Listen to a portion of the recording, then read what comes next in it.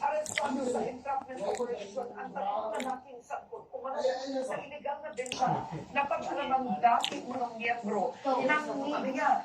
Ang isa sa mga suspect nagpapatrol, Christopher Sitson.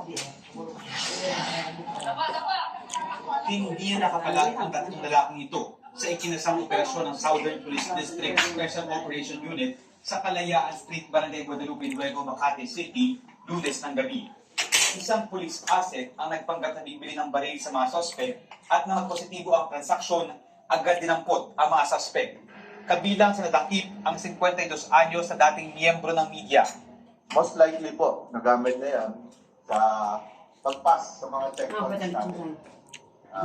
Posing as media and a real member of one. Most likely, ginagamit na sa kanyang mga transaction. Isang buwan minanmanan ng PNP Nanan. mga suspect sa NCR at Carating Probinsya at kapag-alaman ng mga otoridad na sa Cavite nang gagaling ang supply ng mga baril na kanilang illegal ay binibenta. Na-recover sa mga suspect ang tatlong armalite, 2 pistol, mga magazine at pala, ilang ID